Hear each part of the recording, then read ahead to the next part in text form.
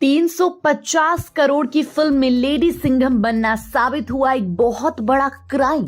पर फिर भी कौन से हैं वो 3 रीजंस जिसके कारण दीपिका को फिर से लेडी सिंघम बनना अब कंपलसरी है। तो अब ये न्यूज तो आपके कानों तक पहुंच गई होगी कि दीपिका पादुकोण मैडम उर्फ लेडी सिंघम फिर से एक बार आने वाली हैं, और वो भी अपनी स्टैंड अलोन फिल्म लेकर। मतलब अब 2 घंटे का टॉर्चर हमें सहना पड़ेगा।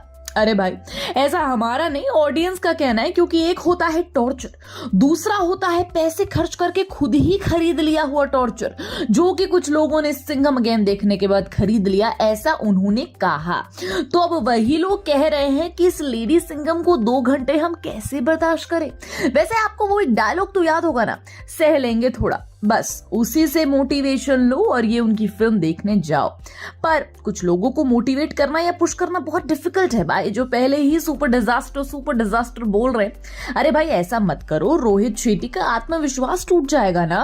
वैसे होगा तो नहीं, क्योंकि जहां अर्जुन कपूर अब इन्होंने विश्वास दिखाया, वहीं पर उनका ये आत्मविश्वास वो दिखा चुके हैं।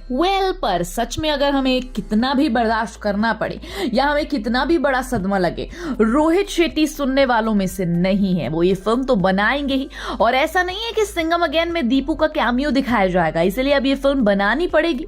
बल्कि रोहित शेट्टी ने एक इंटरव्यू में ये बता दिया था कि सूर्यवंशी फिल्म बनाते वक्त उन्होंने फीमेल कॉप ड्रामा बनाने का आइडिया आया था, पर जब उनके पास कोई स्टोरी नहीं थी और ना ही वो उस फिल्म को तब शूट कर सकते थे, क्योंकि उसके बाद फिर हमारे कोरोना फूफा जी आ गए थे ना, इसलिए वो फिल्म पोस्टपोन हो गई।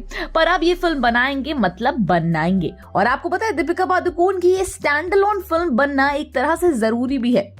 उसका पहला रीजन ये है कि लेडी सिंघम के तौर पर जब सिंघम अगेन रिलीज होने से बहुत पहले उनका एक पोस्टर रिलीज किया गया, तब दीपिका का फायर अंदाज, वो इंटेंसिटी देखकर लोग बस बल्ले बल्ले कर रहे थे। सबको इंतजार करना मुश्किल हो रहा था, पर वही इंटेंसिटी और वही फायर सिंघम अगेन में मिसिंग था उनके कैरेक्टर को लेकर। तो अब उस चीज को ठीक करने के लिए ये फिल्म बनाना जरूरी है। दूसरा रीजन ये है कि दीपिका पादुकोण एक टैलेंटेड एक्ट्रेस है। बस अब इस लेडी सिंघम शक्ति शेट्टी वाले कैरेक्टर में उन्होंने जो अपने हस्बैंड सिम्बा यानी रणवीर सिंह को फॉलो किया, उनकी संगति का उन पर जो गलत असर पड़ा, उस वजह से वो ट्रोलिंग का निशाना बन गई। और वो एक ऐसी एक्ट्रेस जरूर है जो आपको सीट से चिपका कर बिठा सकती है। और कॉप यूनिवर्स में पहली फीमेल कॉप ड्रामा फिल्म, मतलब कुछ नया होगा, जिस कारण दीपिका को उस तरह से दिखाने का मौका डेफिनेटली काफी ज्यादा इंटरेस्टिंग लगेगा। और जिस तरह से हमने मर्दानी में रानी मुखर्जी को देखा, गंगाजल 2 में प्रियंका चोपड़ा को देखा है।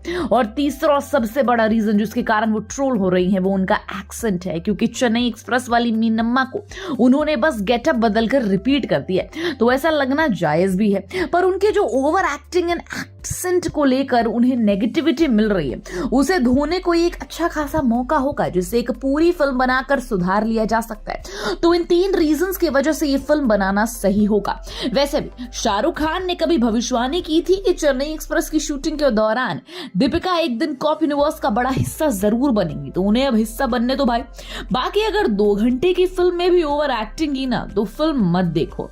वैसे भी हम ऑडियंस को सवाल पूछने का अधिकार किसी के पास है भी नहीं, तो टेंशन लेने की जरूरत नहीं है।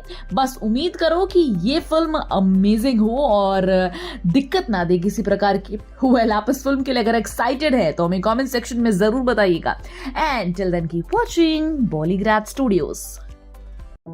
Become an actor in Bollywood. WhatsApp hi to 8828850088.